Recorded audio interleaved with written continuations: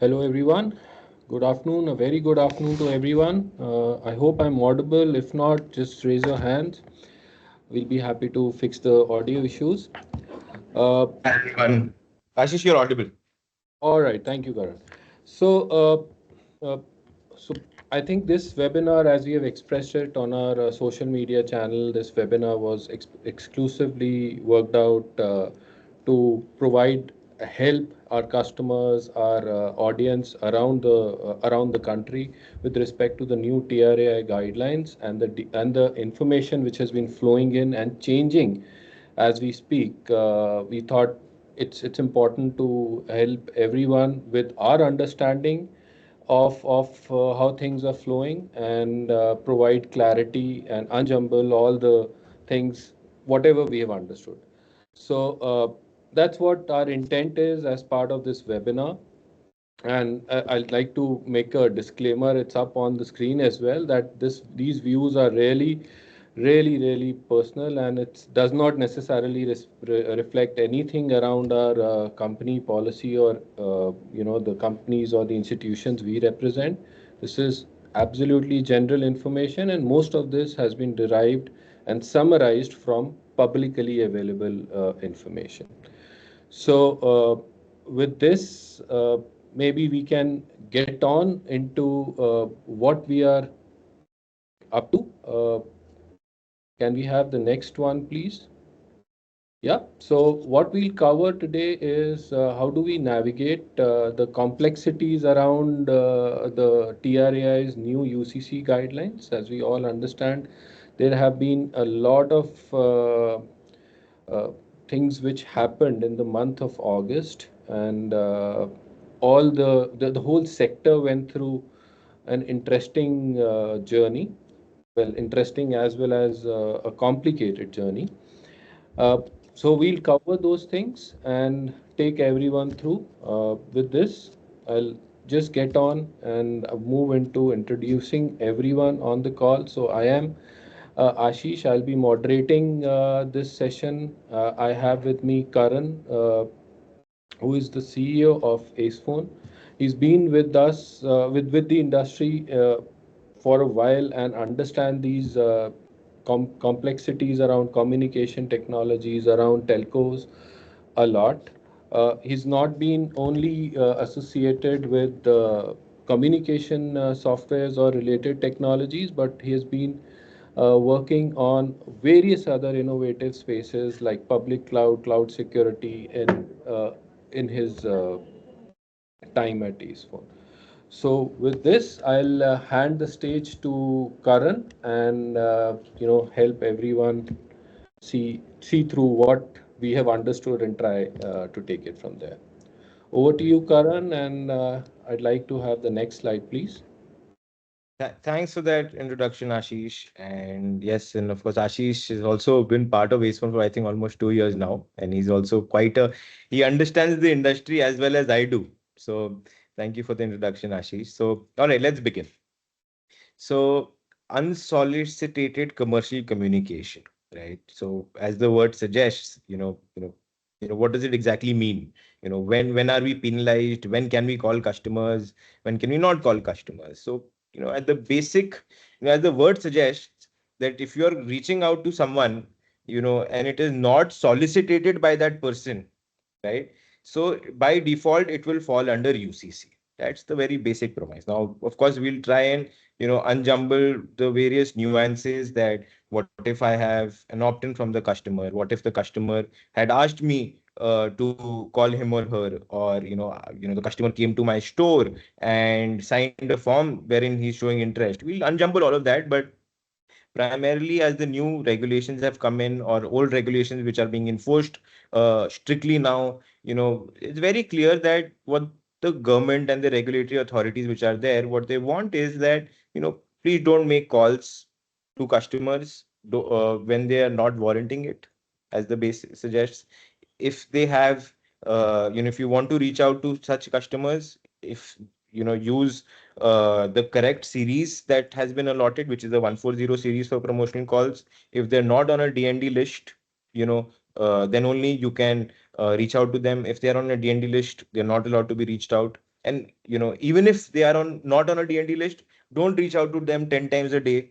Reach out to them logically. And in case you want to reach out to customers wherein they have given you consent, you should have evidence of such consent. And that and what is valid as an evidence, what is not valid as an evidence, is also very debatable today. We are trying to navigate through the kind of evidences which will work. So yeah, so that next slide, please. Okay.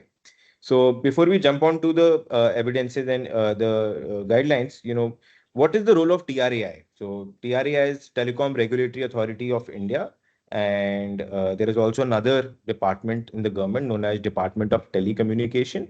So TRAI is the regulatory authority, and they give suggestions, and DOT primarily is the enforcing authority, and they have to implement such rules which are there. So just to clarify that, and the role of TRAI is to balance both, to balance the interests of service providers and the interest of consumers. This is we can go to their website and you can find a lot of updates on what's happening in the telecom authority. You get a lot of data also on their website on telecom users, penetration, and this they're not just for voice, they are for the entire communication telecom sector. Next slide. Okay. So, again, back to UCC, classification of calls in promotional and classification of calls in transactional. So, transactional calls are very straightforward. If suppose you are running a service center and you want to reach out to your customers, wherein they have raised a complaint, that's the kind of a transactional call. You are someone is late on their loan payment and you want to call them and tell them that you're late on your loan payment, that is also considered generally a transactional call. So what is promotional call then? So for example, you're doing cold calling to a list of user database and to generate leads. That is a pure play promotional call. You're doing a voice broadcast to sending out a message and asking them to press one to to show to mention if they are interested in something. That's a promotional call. But there is something in the middle also. What do you do about assisted sales calls? And where right now we're trying to unjumble how that would be mapped. Now, someone came to my website and given their number, right? Uh, and said that, I'm interested in your service and I want you to give me a call. I want you to reach out to me and try and tell me more about your service. So it is neither a pure transactional call, but it's not even a pure promotional call wherein it's cold call. So there is some level of solicitation that is there that I want you to give me a call. In such cases, comes the concept of consent from the customer. How do you store the consent from that customers and what is accepted as a consent or also known as opt-in, that the customer is opted in. So with respect to what used to happen earlier on is, usually customers would have terms and conditions on their website saying that if you send a number, you've registered on our website, we can give you a call. They would share snippets of their CRM and they would share it in case there was, a complaint which has come in on that particular customer. And in most cases, this would be accepted as opt-in, but it's become really strict now. So most of that is not accepted because a lot of people, I believe, were misusing this also, wherein they would maybe show incorrect opt-ins and just to get away from complaints, because complaints had a serious implication. So something which is, and this is, opt-ins are evolving, very quickly, but something which I know in, what I've seen, which is generally accepted, is if you take an OTP on the mobile number which has put a query on your website. That does reduce a lot of conversion rates and has its own set of challenges. But you will see that larger organizations today, if you are going on their website and registering, they will ask you for an OTP. And once the OTP is there, that is some level of consent coming. Now, there is another view which has come in, which is important to know, is till what time will consent be valid? So, another view which I've heard from my friends in the industry is that till 72 hours. So if a customer has filled up an inquiry form 4 months back and you have taken OTP also 4 months back and you're calling that customer today, then there is a problem. Now, if that customer complains, then the evidence that you have gathered of OTP, which is 4 months back, may not be accepted if it's promotional.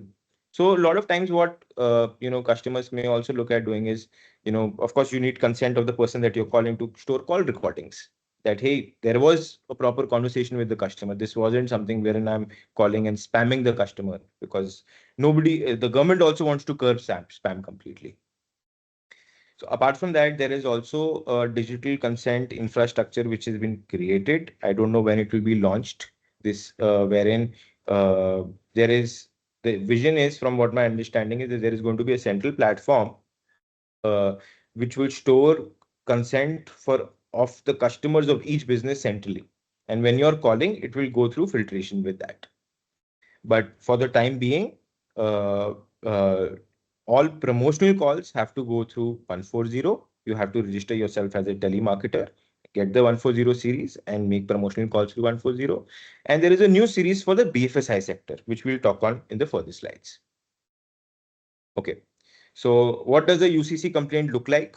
If you are calling from a regular SIP line, which could be like a 080 number or a 079 or any state number, if you're making calls and you've got a complaint. So below, we have tried to carve out an example that, how a complaint would come and what are the implications of such complaints. And it is something very serious. So it is important that if you have gotten a complaint like this, to act on it and inform the respective leadership team within your organization also that a complaint like this has come in. And so the first thing is to so what are the implications and how you can get out of it also. So the first is that if the complaint has come in and you're not able to provide evidence that you have done commercial communication, on the first violation, the guideline is to reduce calls to 20 calls a day on that particular telecom resource that you have for a period of 30 days. So if someone has a call center running with 50 people, that's practically on the first violation itself, you're in big trouble. On the second violation, the capping of 20 calls a day is to be increased for up to 180 days. And if after the first and second violation, there is another violation which comes in, then that entity is supposed to be blacklisted from that particular operator, and the particular operator will share the entity details to other operators, and that blacklisting will be for a period of 2 years. Now, the very important part in this to understand is that for 2 years, you are not just blacklisted from your voice services. As per my understanding of the rules, and from what I hear from what's happening in the industry, all telecom resources have to be barred. What that means fundamentally, and of course, how things are being implemented right now, what the rules are, there are a lot of debates happening with TRAI and different operators, and everybody is trying to wrap their head around it. But as per my understanding, and a lot of people that I work with, their understanding of the market, that for 2 years, your incoming numbers will be blocked, your outgoing numbers will be blocked. If you have internet also in that entity's name, internet will also be blocked. So it is a very serious problem in case this violation occurs. And if on the third violation, it is a much wider problem, because you as an organization, that particular blacklisted organization will also not be able to take internet also. Karan, I'd like to just take one question at this point in time, if that's Sure, okay. Ashish. So, so in the midst of all these regulations, I'm sure there will be more information which will be floating in. How can people find out more information about these guidelines and the regulations? Typically, where should they look out? So the easiest way, there are multiple ways that one can keep themselves updated on the guidelines. Is, of course, there is a lot of publicly referenceable information on the website of TRAI, on the website of DOT, and the website of telecom operators as well. We'll be sharing links to all of those to all of our viewers. And in case anyone on this webinar has any doubts, they can drop us an email, which we'll be sharing after this call, and we would be happy to guide them through, share them the requisite, the proper publicly referenceable documentation of around the guidelines, and we can also suggest them on the basis of our best understanding of also how they should manage their current setup. We have been doing this since the past week or so. For almost 40 different customers have reached out to us. Some of them are our customers, some of them are not even our customers, but we are, because people are going through a lot of trouble over here, we have set up two-person team just for helping people navigate through this at this point of time. Got it. Thank you. So promotional calls guidelines. So, as you're aware, 140 series is earmarked for all promotional calls. To get a 140 series, one has to do a telemarketer registration. And the telemarketer registration, there are multiple ways that can be done through the websites of various operators. It is generally a very straightforward process wherein some your address proofs and identity proofs of the organization and authorized representatives have to be given, and your telemarketer registration is done. Typically, it charges not more than 5,000 rupees. And once you have done that, a telemarketer license is issued to the person, and a series is available. Now, what is different in the 140 series is the number of DIDs that one person gets is limited.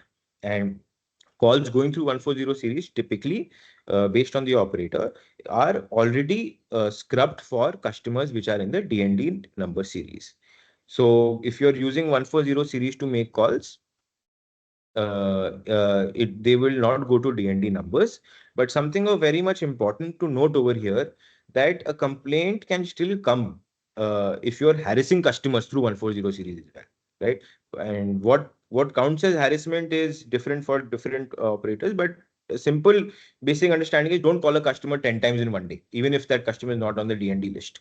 So such a customer, I've read on one of the operators code of conduct, and wherein if you call them 13 times a day and they are not on the DND list and you call them through 140 series, they can also raise a violation on. So this is different for different operators that I've seen. So, but as a rule of principle, we shouldn't be calling customers more than once or twice or maximum 3 times a day, even if they're not on the DND number series. Next. Okay, so big change happening for the BFSI sector. This sector has to particularly be ready for a change in their telecom resources that they currently have. And from the regulations that I've been reading, as per my understanding, the industries that are going to, be required to change their telecom series would be in the BFSI sector, the companies which are regulated by RBI, which would be banks, SEBI, IRDA, PF, RDA, and entities which are under these regulatory agencies. So starting with it is going to start for the banking sector only. So right now, insurance agencies and let's say stockbroking agencies, they may not be required to implement this immediately, but the banking sector, I believe, has been asked to start this implementation ASAP. So what is the 160 series? So 1600 series would be a series that one would get if they are doing a similar registration, wherein they are registering themselves as a principal entity on the DLT platform. And on the basis of the registration, then they will be able to allot the series to their telemarketers, which could be an outsourced center, or to themselves. And 160 series is strictly mandated for transactional calling. Now, if you are to read the press releases which have come on TRAI and what some of the operators are sending as communication, even upsell and cross-sell will not be allowed using the 160 series as well. And this has been done so that customers know when I'm getting a call from a 160 series, it's actually a transactional call. They would typically know that this number belongs to this particular bank, or let's say insurance agency, and they know that they are not going to be they should pick up this call because this is not going to be a promotional call. And the total number of numbers available today, as per my understanding, is going to be very limited with 160. So if you are to take, let's say, a regular number, a SIP line, and one had a 080, and they would take, let's say, 2000 DID numbers and allotting one DID number for each department, for each salesperson, people who do a lot of different kind of permutation combinations. As unless there are changes, I feel that we may be in a place wherein the number of DIDs available will be very limited, because, and this is my understanding, unless of what I'm presuming is going to happen, is 1600, I think, is earmarked out of the references that I could get for the government agencies. 1601 is going to be marked for the private companies regulated by the various agencies, and A and B represents the telecom circle, C represents the operator. So if you see the total number of available numbers per telecom operator is going to be maybe just 10,000 per telecom circle. So what this would result in is that what I'm foreseeing is that each entity may not get many numbers to their name. Maybe it might just be one. Maybe there might be some exceptions and rules wherein they might get maybe a few more. So it's important to get this registration in place, and important to plan our processes in such a way that so that if we are dependent on, let's say, an RM model wherein each relationship manager in a bank, for example, is given one unique DID, those kind of solutions would need to be rethought of given the new regulations which are coming. Karan, another question at this time. Can 160 series be used for promotional calling actually or not? No, no. So 160 series would not be a line which would be scrubbed, is per my understanding. And as the press releases suggest, that this is meant strictly for transaction calling. So even upsell and cross-sell activities should not be done using 160 series. This is strictly for transactional, wherein you're giving them a particular reminder, you are calling them for a service request, or any other particular issue. No kind of commercial communication should happen. Now, I was getting asked a question, and the first logical question comes is that what if we by mistake do commercial communication of 160 series? So the answer to that is currently not known, because these regulations and these guidelines are evolving, and how we should be very clear that we should be compliant and not do it at all. But in case it is done, we should expect that there would be some kind of penal penalties around this, or strong implications, because the guidelines are very strict and the government has become very strict around this. Okay, we can move on to the next slide, please. Okay, so recommended practices for compliance. Review. We should all review our existing calling processes. We should divide them on the basis of transactional and promotional calls. Uh, you know, it's typically organizations are well aware of that. Hey, I have, let's say, 500 agents doing calls. A large organization or even lesser, they are well aware of that. Hey, this particular department is for transactional calls. This particular department is for lead generation. This particular department is for, let's say, selling to the leads that have already generated or have come to us on our website. So transactional calling can continue as is, unless you are in the banking sector today. And if you are in the banking or the remaining entities in the BFSI sector, they should start preparing to move for their transition to 160. All other sectors as of now, may continue as is for transactional calls. For promotional calling, everybody has to migrate to 140 series. There is no way out of it. And for the calling which is in the middle, wherein, let's say, it's a sales assisted call, we should as of now stick to 140 series, or be ready with very strong evidences that it is a solicited call. So one should have strong data collection processes in place for gathering evidences or opt-ins from customers that they wanted us to give them a call. And we should do internal audits also, that these opt-ins are collected in a ethical manner, are not fake opt-ins, and and so that the organization as a whole does not land up in a problem. So quick actions again: switch to 140, 160 wherever applicable. Choose licensed service providers. This is a big issue. If your service provider is not a licensed one, uh, while you are compliant, but because the service provider may have 4 or 5 different customers and one of their customers is not compliant, choosing a non-licensed service provider may land you also in a problem wherein you have not done something wrong. So take services from licensed service providers only, which are allowed. And how you can find that out is also, it is a very easily available list on the TRAI website. If anyone has any questions around that, we can help guide them also of how to figure out if your service provider is licensed or not. Do not spam.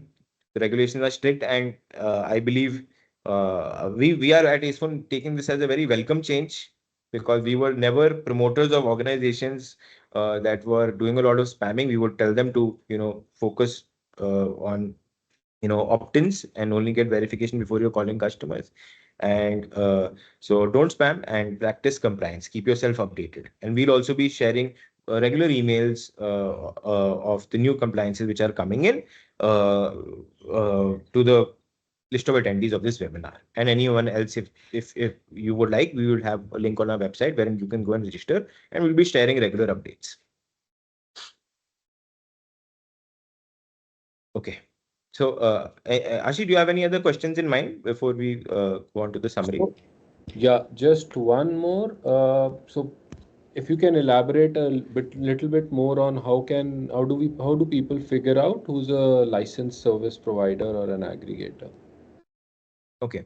So there are various licenses available under the TRAI and the DOT regime. One of them for providing zip lines is a virtual network operator license. And under VNO, there is an access service license, which is important to be taken. And apart from that, or it's a full UL license, which is a pan India telecom license available. So these are generally the primary ones that you can use. But there are also other licenses like audio text and many others, which depending on the service that you're taking, which would be allowed. But if I am a customer, how I would do, approach this if my service provider is licensed or not, I would ask my service provider to give me proof of their license. And once they give me the proof of their license, I would go to DOT website, search their license name. It on just a simple Google search, you can search Department of Telecommunication, VNO license holders, or different other licenses that they share. You search, and you can go and uh, easily verify. It is a 2-minute process and very easy to identify also. The government publishes this list, an updated list on a regular basis. Typically, I think every quarter or maybe every 6 months it's updated, and you can just open up that list and search the name of the company, and you can verify that, hey, they are a licensed service provider or not. Okay. All right, so here what we've discussed today. Here's a summary, and while we're going through the summary, if anyone has any questions, they can share it with our team on the comment section, on the Q&A section, and my team will be collating it, and those questions can be. I'll answer those questions. So, as a summary, keep yourself updated on the TRAI directives, especially for the next couple of months on a very regular basis, given the fact that these regulations are evolving. And while regulations might be the same, the understanding of the market is evolving. Get yourself a telemarketer license or do a registration. License is just basically getting a registration in case you're doing promotional calling, and make calls through 140 in case of promotional very strictly. I know it could be an impact on business for a lot of customers, given the fact that a lot of the relevant customers are DND registered. And in case you want to call such customers, be ready with consent, audit that consent, so that in case you are questioned that whether or not if someone puts a complaint, you are ready with the evidence for this. And use 160 series for the banking sector. Prepare yourself and start applying for 160 series numbers. If you're banking, you already need to do this today. And if you are the remaining entity in the BFSI sector, uh, start preparing, because this is going to be coming for the industry wide. And you never know that 160 might even be expanded more than BFSI also. Uh, yeah, and start segregating your processes of promotional calling, upsell, cross sell, and transactions slash service calls. Start making them into different teams. Start identifying them so that you can allocate the right resource for each department. All right. That is it as an update from our end. Now, I believe people have submitted some Q&As.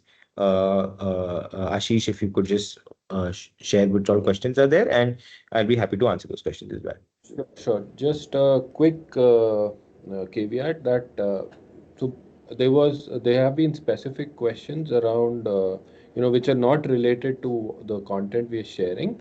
So what we recommend is to reach out to our email address with marketing@acephone. Maybe our team will be able to help answer those. And at the same time, a specific ask around the PPT or the content. As we all know, the content is evolving. So sharing this content doesn't make sense. So we'll not be sharing. However, if there are specific questions, again, feel free to reach out. We'll be happy to address. Now, with those disclaimers out, I have a couple more questions, Karan, which have come in. So first of all uh,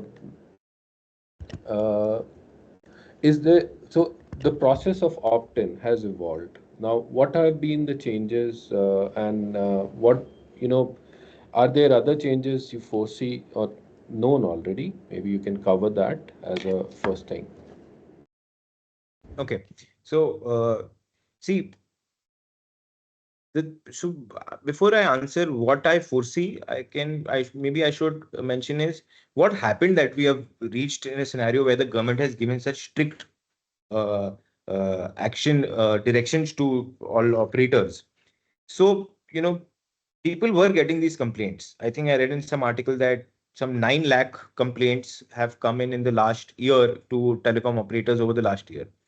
And even after those 9 lakh complaints, companies were not getting blacklisted. I've heard of blacklisting, maybe they were, but I've heard of blacklisting for the first time happening. So, what was happening is that the opt-in process, which was currently there, I believe, was being misused.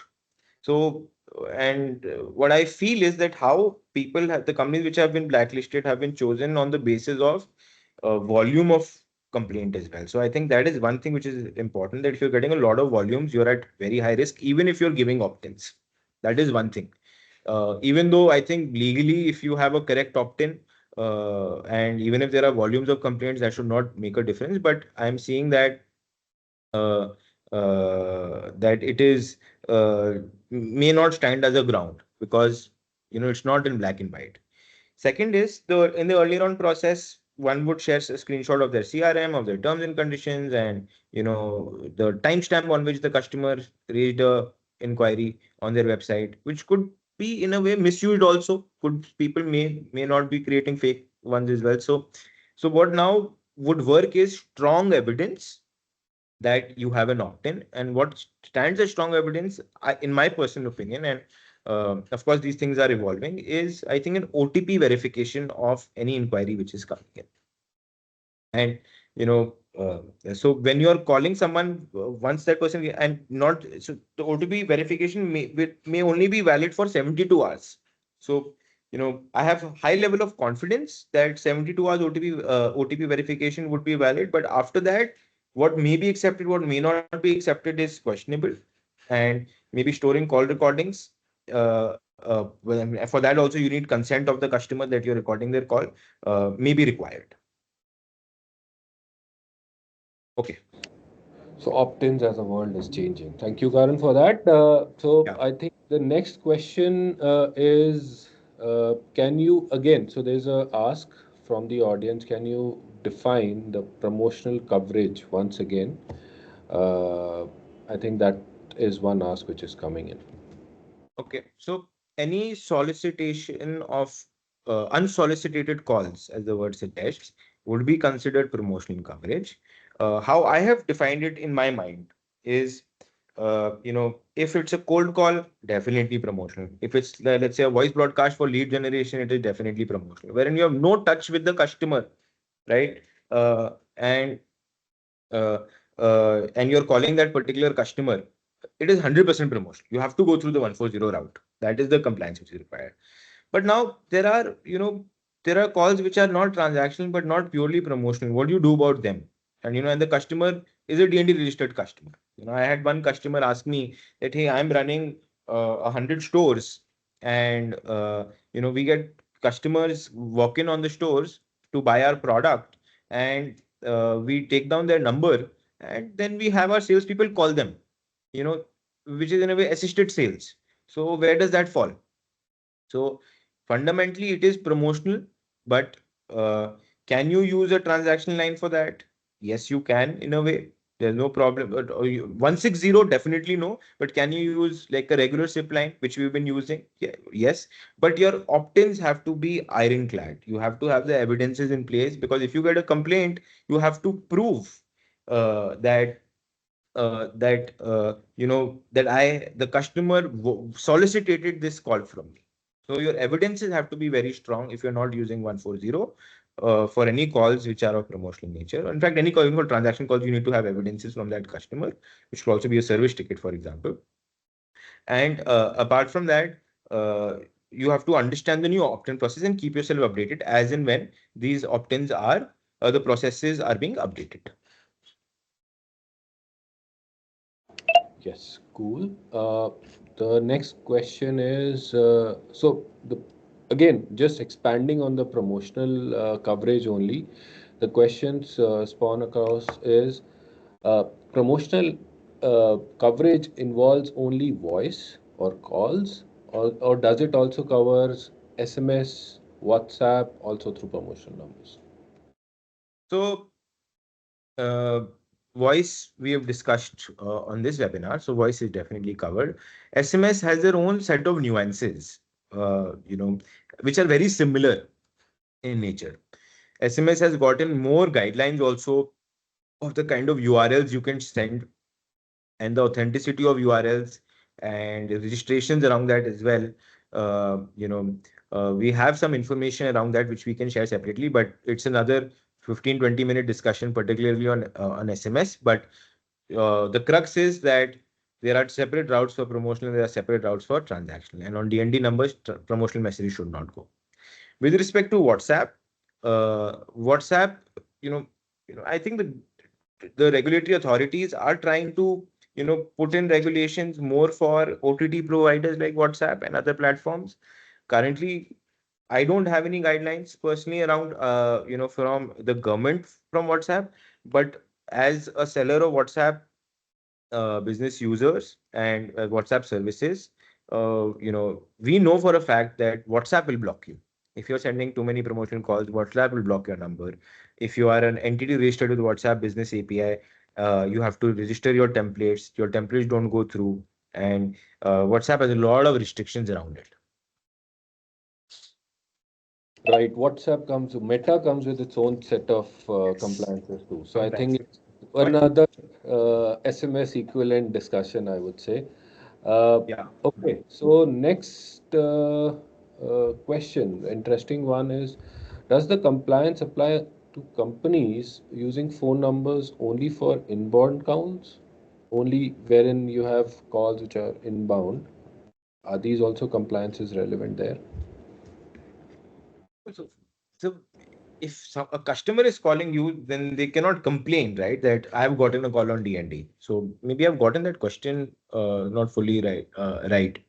So if you're getting inbound calls, then it's not a problem. But you may have a question: is that customer gave me an inbound call and I called back that customer. Now the customer has called back and said, I've gotten a DND complaint.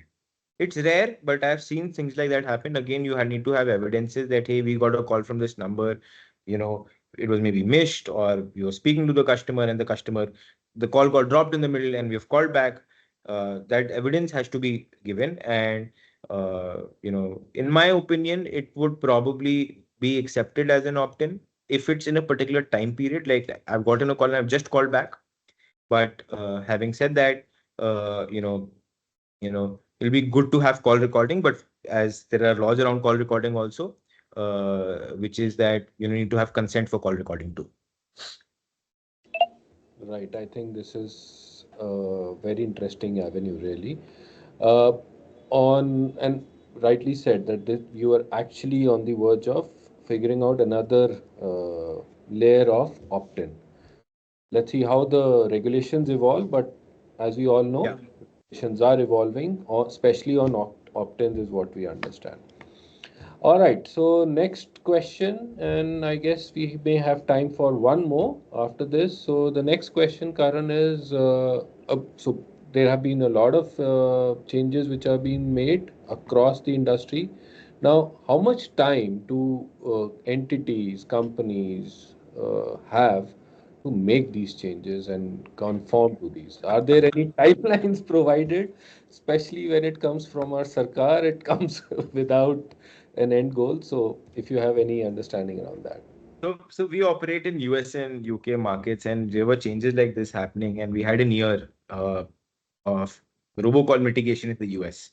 Unfortunately, in all honesty, we all had time because these regulations were always there that promotional calls have to be made through 140, right? But what has happened is they are now so strictly enforced today. So the government did give us time, but we all were not aware, and as a result, now we all have to rush around this and get ourselves compliant. Because if there is a DNC, a complaint coming in, you know, there is no way out of it. So collect your evidences. And I've seen companies who put in their entire operations. I was speaking to a customer who had almost 4,000 people making calls, and they had to put their entire, workforce on hold for a couple of days trying to figure out how they get compliant. Because if there is a violation which comes in, there is no saving grace today. It's, you have to prove. And if the rules of proving are not very clear today, you have to put it on a best effort basis. And if you're not able to prove, then you are in a very difficult situation. Because while it says you're blacklisted after the third violation, your entire, call infrastructure will get disrupted after the first violation, because the number of calls will be very limited. So the time to act on this is now. You cannot delay this.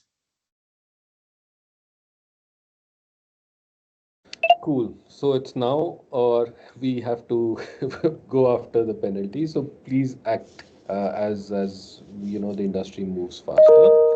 So I think that's all from a questions standpoint, Karan. I'd like to take a moment to thank you for your time and great conversing, of course, on these interesting angles, especially around the regulations. Hopefully, our viewers or our audience on this call have some understanding of what we wanted to share and the regulations, how they're evolving. If there are still questions, feel free to just write to us. The email ID is there on the screen, and happy to assist wherever we can. Thank you And the again, team Karan. and the team would be sending out a communication to the list of attendees. And like I mentioned, we have a dedicated desk set up for guiding companies through this change. We would be happy to, as an organization, help organizations navigate through this and try our best to get them compliant as soon as possible. Over to you, Ashish. Thank you, everyone. Thanks a lot. I think that's all for the day, and have a good rest of the day, guys. Thank you. Thank you. Thank you everyone for joining.